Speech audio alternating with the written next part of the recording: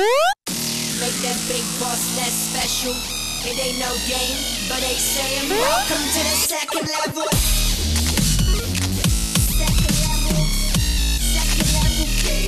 Second level. What's up, guys? Welcome back to our coverage of PixelPop 2017 here in St. Louis. We are hanging out with Gene from Volcano Bean playing Battlecakes. You got it. You like those two words? Yeah. How you doing today? Doing great, man. It's a great show. I feel like this is already the best PixelPop so far. We've been here the past 3 years. This is the first year it's been at SLU. Like, the crowd's been awesome. Everyone's been super positive. It's a great venue. I've not. This is our first year covering it, and it's a wonderful venue. I've not seen. I heard it was at Webster a couple years ago, or last few years. So, we talked to Carol before, saying she likes that everything's in one room. Yeah, I agree with that. Makes things a big difference. But we're here to talk about a little bit about Battlecakes. I got the opportunity to play a little bit. The demo you've got here. Can you tell us kind of the elevator pitch, the gist of what Battlecakes is? Sure. We like to think of Battlecakes as a snack-size RPG. We're a small 3-person indie studio, so it's not going to be AAA size in terms of like hours and like 600 hours of gameplay. You're not competing with Elder Scrolls. No. That'd be impressive. That would be something. I guess that's something to strive for. Yeah. No, we like our game smaller, but it is a JRPG style game. You are a cupcake in a world of fantasy and adventure and silliness. There is turn-based combat. There are unique creatures and citizens to interact with and explore and have silly conversations with. We also have a battle or befriend mechanic. So you can choose to fight your way through the hordes, or you could befriend them instead, make some friends along the way, and see how that affects gameplay and affects story as you go along. So let's talk about that a little bit, because when I was playing, you guys will see it on the footage here, is I started out befriending people. They didn't want to be friends, so they started attacking, so I attacked back.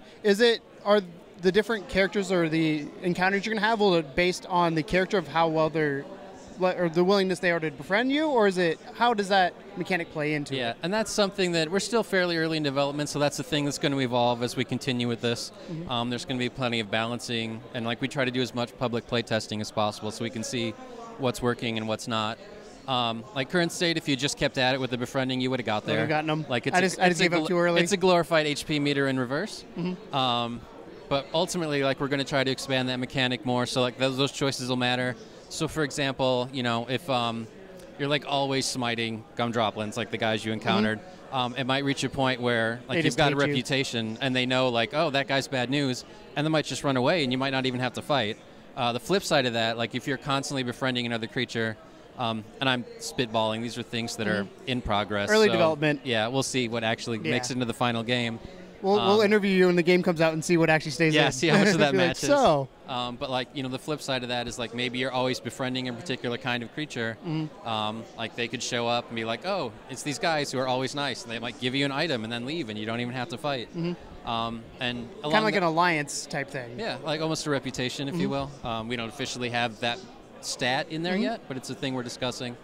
And along those lines, you know, some creatures will be easier to befriend. Some will be more powerful and more nasty, and it'll be much harder to befriend them in the first place. So it's a strategy. Like, you know, how do you want to go about it? And even more importantly than strategy, like, it's a choice. Like, how do you want to play the game? Do you want to murder everything, or do you want to be a nice person? Yeah, you can customize your cupcake. You know, there's a phrase we like to say is like, you know, save the day your way. You know, like what flavor hero will you be?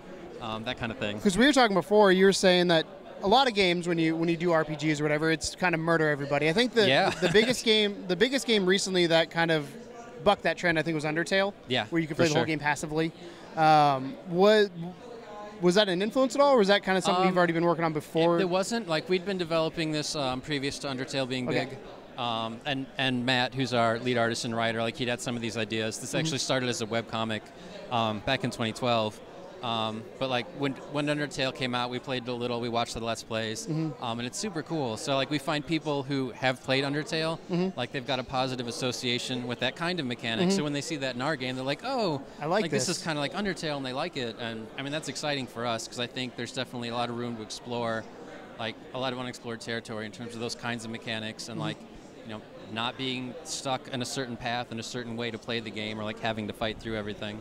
Is there going to be any sort of skill tree? Have you guys talked about like progression when it comes to your character? Yeah, there will be. And again, that's another thing that like we're going to have to do a lot of play testing and a lot of balancing to see what works.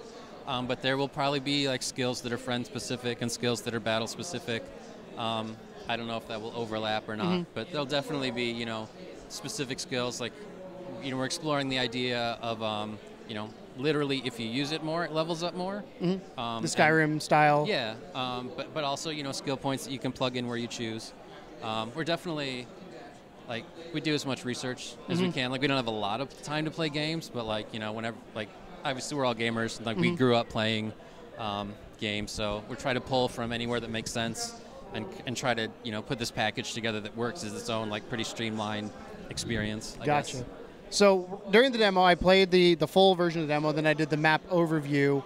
How is that going to come into play, do you know, with the overworld map of jumping place to place? Is it like as you unlock cities, kind of like Pokemon, you can then go there, or can you fast travel to them? How's that?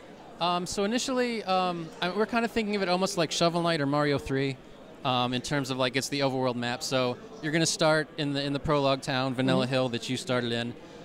Once you are done in that area and you're ready to move on, like you'll effectively leave that town. You'll be on the map on the first node, and then there's, you know, a certain number of nodes which are each like a level that you'll go to until the next town.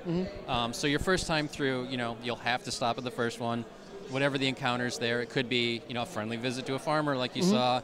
It could be some more hostile creatures. So, you know, you beat that level, and then you can go to the next point on the map until you get to the next larger town. And in the larger town, there's more room for talking and exploring.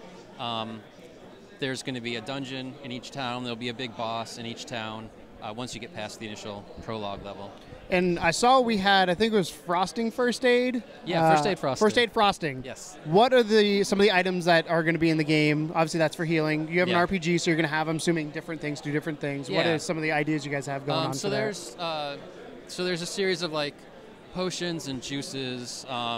There's frostings and syrups. We're still developing like so to a certain degree, you're going to have the standard stuff, like this heals you, this slows people down, this speeds people up. We're trying to see what other novelty things we want to throw in there. Special sprinkles. Yeah, but also like tying back to the friend mechanic, items will be something you can use in combat, not just for yourself, but like, so the gumdroplins you encountered, they're actually fond of mint, which if you take enough time, and that's not fully explained in the demo yet, but if you take enough time to talk to the other people in the game, you can learn a little bit more about the different creatures. So eventually you'll learn, like, oh, like these guys like mint, so you can get mint. It'll be an item in your inventory. It's not useful for you personally. But for them, like, it is. It might taste good. Yeah. But if you give it to them, like that'll be a huge boost in friend points.